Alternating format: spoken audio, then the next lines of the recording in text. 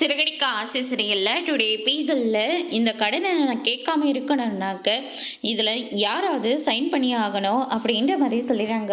அண்ணாமலை இருந்துட்டு வேறு வழி இல்லாமல் சைன் பண்ண போகிறாரு. விஜய் இருந்துட்டு இங்கே பாருங்கள், அவசரப்பட்டு சைன் எல்லாம் போட வேண்டாம், இது அவன் கட்ட வேண்டிய கடன் தானே, அவன் பார்த்துப்பான், நீங்கள் எதுக்கவும் நீங்கள் கையெழுத்து போடாதீங்க, கொஞ்சம் யோசிங்க அப்படின்னு சொல்லிட்டு விஜய் ஒரு பக்கம் சொல்கிறாங்க. அம்மா மாமா கொஞ்சம் யோசிங்க மாமா, வேண்டாம் மாமா அப்படின்னு சொல்லிட்டு மீனா ஒரு பக்கமும் முத்து ஒரு இருந்துட்டு அப்பா சொல்கிறத கேளுங்கப்பா, வேண்டாம்ப்பா அப்படின்ற மாதிரி சொல்லிடுறாங்க. ஆனால் யார் பேச்சையும் கேட்காம நம்ம அண்ணாமலை இருந்துட்டு அதில் சைனை வந்து போட்டு விட்டுடுறாங்க. நான் வந்த வேலை முடிஞ்சிருச்சு, அதனால் நான் கிளம்புறேன். இங்கே பாருங்க மனோஜ், உங்களுக்கு கொடுத்த கடனை கொடுத்த டைம்குள்ளே நீங்கள் திருப்பி கொடுக்கணும், அப்படி இல்லாட்டி நான் சொன்ன மாதிரி ஒரு ஆளை தூக்க தான் போகிறேன் அப்படின்னு சொல்லிட்டு அவங்கள எச்சரிச்சுட்டு அங்கேருந்து கிளம்புறாங்க. அதுக்கடுத்ததான் வந்து பார்த்திங்கன்னா முத்து இருந்துட்டு மனோஜ் கிட்ட சண்டை போட போகிறாங்க. இங்கே பாருடா, எல்லா பிரச்சனையும் உன்னால தான் இந்த வீட்டுக்கே வருது.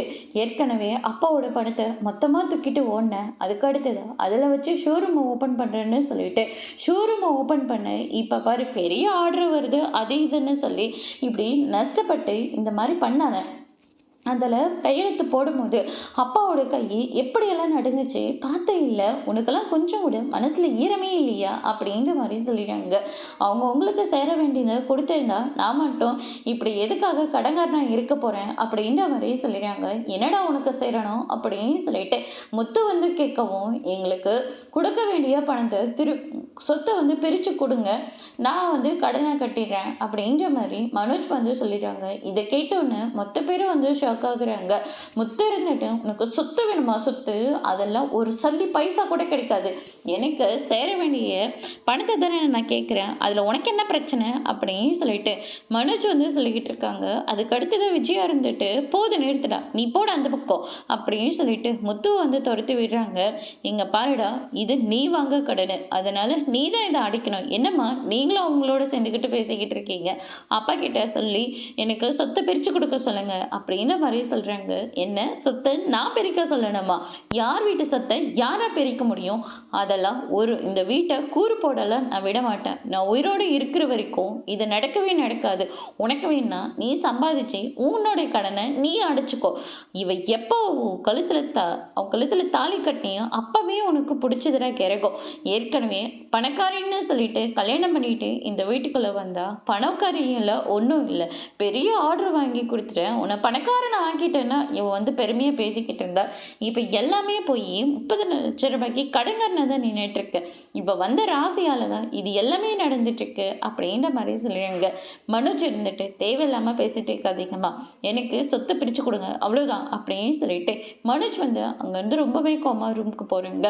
நான் உயிரோடு இருக்கிற வரைக்கும் அது மட்டும் நடக்கவே நடக்காது அப்படின்னு சொல்லிட்டு விஜய் ஒரு பக்கம் எச்சரிக்கிறாங்க. அதுக்கு அடுத்ததான் வந்து பார்த்திங்கன்னா கிறிஷ் வந்து டேடின்னு சொல்லிட்டு மனோஜ் வந்து ஹப் பண்ணவோ, யாரா அவனுக்கு டேடி அப்படின்னு சொல்லிட்டு கிறிஷை வந்து தள்ளி விட்டுறாங்க. அதுக்கடுத்து தான் மரியாதையை வெளியே போட அப்படின்ற மாதிரி சொல்லிடுறாங்க. ரோகிணி வராங்க. ரூமை வந்து லாக் பண்ண உடனே, ஆமாம் உன் மனசில் என்ன நினச்சிட்ருக்க, எதுக்காக இப்போ அவனை வெளியே பிடிச்சி தள்ளிட்டுருக்க, அடிக்க வேற செய்கிற, உனக்கு என்ன பிரச்சனை அப்படின்னு சொல்லிட்டு கேட்குவோம். எல்லா பிரச்சனையும் உன்னால தான் அப்படின்னு சொல்லிட்டு கழுத்தை வந்து நெரிச்சிட்டு இருக்காங்க. விடுகு மனோஜ், என்ன பண்ணிக்கிட்டு இருக்க, ரொம்ப வலிக்குது விடு மனோஜ் அப்படின்ற மாதிரி நம்ம யோகினி வந்து சொல்லிக்கிட்டு இருக்காங்க. நீ கல்யாணி தானே, அதனால உன் பையனை அடிச்சோன்னா உடனே வந்து நிற்கிற, அதனால் உன்னை நான் சும்மாவே விட மாட்டேன் அப்படின்னு சொல்லிட்டு கழுத்தை பிரித்து நல்லா நெருக்கிட்டு இருக்காங்க. அதுக்கு அடுத்ததோ, விடுங்க மனோஜ், இங்கே என்ன நடக்குதுன்னு தெரியல, நீ கிறிஷை எதுக்காக அடிச்சேன்னு தெரியல, தயவு செஞ்சு விடு மனோஜ் அப்படின்ற மாதிரி ரோகிணி வந்து சொல்லிடுறாங்க.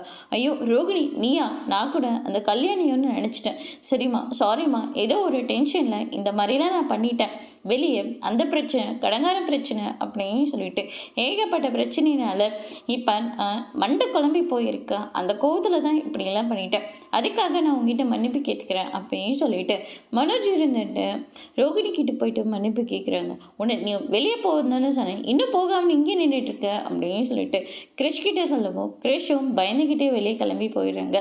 அதுக்கு அடுத்ததான் வந்து பார்த்திங்கன்னா என்னாச்சு மனோஜ் அப்படின்னு சொல்லிட்டு கேட்குவோம். அதான் சொன்னல, ஆர்டர் போச்சு, எல்லாமே போச்சு, இப்போ இந்த கடனை வேறு எப்படி அடைக்க போகிறேன்னு எனக்கு தெரியல அப்படின்னு சொல்லிட்டு மனோஜ் வந்து ரொம்பவே குழப்பத்தில் இருக்காங்க. அதுக்கு அடுத்ததான் வந்து பார்த்திங்கன்னா பார்த்தீங்கன்னா கிரிஷ் வந்து அழுதுகிட்டே இருக்காங்க. மீனா போயிட்டு சமாதானம் பண்ணுறாங்க. என்னாச்சு கிரிஷ்? சரி கிரிஷ் அழாத அப்படின்ற மாதிரி சொல்லிடுறாங்க. முத்து இருந்துட்டு என்னாச்சு கிரிஷ்க்கு எதுக்காக அழுந்துகிட்டு இருக்கான் அப்படின்னு சொல்லிட்டு கேட்கும். உங்கள் அண்ணன் ஏதோ அடிச்சிட்டாரு போல இருக்கு, அதனால தான் இவன் வளர்ந்துட்டு இருக்கான் அப்படின்னு சொல்லிட்டு நம்ம மீனை வந்து சொல்லிடுறாங்க. என்னை விட்டு அவன் ஓரா பண்ணிக்கிட்டு இருக்கான், குழந்தைய வேற அடிச்சிருக்கான் அப்படின்னு சொல்லிட்டு முத்து ஒரு பக்கம் ரொம்பவே கோவப்படுறாங்க. இங்கே பாருங்க, இந்நேரத்தில் சண்டைலாம் வேண்டாம், அமைதியாக இருங்க, கிரிஷ் படுத்துக்கோப்பா அப்படின்னு சொல்லிட்டு டாடி டாடின்னு சொல்லிக்கிட்டு இருந்தான். புள்ள திடீர்னு அடித்த உடனே புள்ள இப்படி வாடி போச்சு. அங்கிள் இருக்கேன், நீ அழாத அப்படின்னு சொல்லிட்டு முத்து இருந்துட்டு கிரிஷை வந்து சமாதானம் பண்ணி படுக்க வைக்கிறாங்க. அதுக்கடுத்து தான் நீங்கள் படுங்க அப்படின்னு சொல்லிட்டு முத்துவும் போய் படுக்க போகிறாங்க. அதுக்கடுத்து தான் அண்ணாமலை வெளியில் வந்து உட்காடுறாங்க. அவங்க தூங்கிட்டு இருக்கிறாங்கன்னு நினச்சிக்கிட்டு உட்காந்து அழுந்துட்டுருக்காரு. மீனா அதை பார்த்தோன்னே முத்துவை எழுப்பி அங்கே பாருங்க மாமா அழுந்துக்கிட்டு இருக்காரு அப்படிங்கிற மாதிரி சொல்லிடுறாங்க. அப்பா என்னாச்சுப்பா, எதுக்காகப்பா கண்ணை கலங்கிட்டு இருக்கீங்க? இங்கே பாருங்கப்பா, நீங்கள் எந்த சொத்தையும் பிரிக்க தேவையில்லை, அவனுடைய கடனை அவன் அடைச்சிக்கிட்டோம், நீங்கள் இதில் இன்வால்வ் ஆகாதீங்கப்பா, வேண்டாப்பா, சொத்தை மட்டும் பிரிச்சிங்கன்னா இந்த குடும்பமே சின்ன பின்னமாக செதறி போயிட்டேன்ப்பா, வேண்டாம் அப்படின்ற மாதிரி முத்து வந்து சொல்லிடுறாங்க. எல்லாருக்கும் நடக்க வேண்டியதுன்னு பிள்ளைய பெற்றா சொத்து பிரித்து தந்து தானே ஆகணும். எல்லா பெற்றவங்களுக்கும் இது ஒரு கடமை இருக்கல்ல. வாய் விட்டு அவனே கேட்டுட்டான். நாளைக்கு லாயரை வர சொல்லி சொத்தை பிரிக்கலான் இருக்கேன் அப்படின்னு சொல்லிட்டு அண்ணாமலை வந்து சொல்லிடுறாங்க. வேண்டாப்பா, சொன்னால் கேளுங்க அப்படின்னு சொல்லிட்டு முத்து வந்து சொல்லிக்கிட்டு இருக்காங்க. இங்கே பாரு முத்து, எனக்கு வேறு வழி தெரியல, அவனுடைய பிரச்சனையை அவன் தீர்த்துக்கணும்ல, அதனால தான் முடிவு எடுத்துட்டேன். நான் வருத்தப்படலை, நான் சந்தோஷமாக தான் இருக்கேன், நீங்கள் போய் தூங்குங்க, நாளைக்கு வேலைக்கு போகணும்ல அப்படின்னு சொல்லிட்டு அண்ணாமலை இருந்துட்டு ரொம்பவே வருத்தப்பட்டு அங்கேருந்து போகிறாங்க. ஏன் அப்பாவே அளவச்சிட்டாங்கல்ல, அவனை நான் சும்மாவே விட மாட்டேன், எதனாலையும் நான் பொறுத்துப்பேன், ஆனால் என் அப்பாவை அளவச்ச அவனை நான் சும்மாவே விட மாட்டேன்னு சொல்லிட்டு மனோஜோட ரூம் கதவை தட்டுறாங்க. ரோகிணியும் மனோஜும் வெளியில் வராங்க. என்னாச்சுடா, எதுக்காக நேரத்தை கதவை தட்டிட்டு இருக்க அப்படின்னு சொல்லிட்டு கேட்குவோம். சட்டியை பிடிச்சி நீ வாங்கின கடனுக்காக ஏன் அப்பா அந்தாலும் முன்னாடி கை கட்டி நின்றுட்டு கையெழுத்து போட்டு வர்றாரு, நீ நடனம் சொத்தை பிரித்து கொடுன்னு கேட்டுட்ருக்க, ஏற்கனவே அப்பாவோட ரத்தத்தலை நீ தான் உறிஞ்சு தலன, இப்போ மறுபடியும் சொத்தை பிரித்து கொடுன்னு அவரை மொத்தமாக இது பண்ணிட்டல, உன்னை நான் சும்மா விட மாட்டேன், சொத்தும் கிடைக்காது ஒன்றும் கிடைக்காது, உன்னால் ஆணுதை நீ போய் பார்த்துக்கோ அப்படின்ற மாதிரி சொல்லிடுறாங்க. எனக்கு சேர வேண்டிய பணத்தை தான் நான் கேட்குறேன், மற்றபடி நான் வேறு எதையுமே கேட்கல, உனக்கு தேவையானதான் வாங்கிக்கோ, இல்லாட்டி விட்டுரு, ஆனால் எனக்கு என்னுடைய சொத்து வேணும் அப்படின்னு சொல்லிட்டு மனோஜ் வந்து சொல்லிடுறாங்க. உன்னால் ஒரு சல்லி பைசா கூட வாங்க முடியாதுடா, என் அப்பாவை கண்ணுக்காங்க வச்சு இல்லை, உன்னை நான் சும்மா விட மாட்டேன்னு சொல்லிட்டு சண்டை போடுறாங்க. அதுக்கு அடுத்தது வந்து பார்த்தீங்கன்னா என்ன மீனா, உன் ஹஸ்பண்ட் என்ன நினச்சிட்டு இருக்காரு, மனோஜை போட்டு இந்த அடி அடிச்சிட்டு இருக்காரு அப்படின்னு சொல்லிட்டு கேட்கவும், குடும்பம் பிரிஞ்சிடக்கூடாதுன்னா பொம்பளைங்க சொல்லி புரிய வைக்கணும், ஆனால் அதை விட்டுட்டு குடும்பத்தை பிரிக்கக்கூடாது, நல்ல பொம்பளைங்களா இருந்தா அப்படின்னு மீனா வந்து சொல்லிடுறாங்க. இதை கேட்டோன்னே ரோகிணி இருந்துட்டு எதுவுமே பேசாமல் அங்கேருந்து போயிடுறாங்க. அதுக்கு அடுத்ததான் வந்து பார்த்திங்கன்னா முத்து இருந்துட்டு என் அப்பா கூடனா என்னால் வேடிக்கை பார்த்துட்டு சும்மா இருக்க முடியாது அப்படின்னு சொல்லிட்டு ரொம்பவே கோவப்படுறாரு. அதுக்கு அடுத்த நாள் வந்து மீனா இருந்துட்டு பார்வதியோட வீட்டில் சாமிக்கெல்லாம் பூவை வச்சுட்டு விளக்கேற்றிட்டு அங்கேருந்து கிளம்புறாங்க. அதுக்கு அடுத்ததாக பார்வதி இருந்துட்டு இங்கே பாரு மீனா, நாங்கள் சொல்கிற கதை தான் உனக்கு ரொம்ப பிடிக்கும் இல்லை, அதனால் இருந்து கேட்டுட்டு போ அப்படின்ற மாதிரி சொல்லிடுறாங்க. அதுக்கு அடுத்ததான் சிவன் வந்து பூ மாதிரி அதில் வர நார மாதிரி தான் நான் அப்படின்ற மாதிரி சொல்லிடுறாங்க.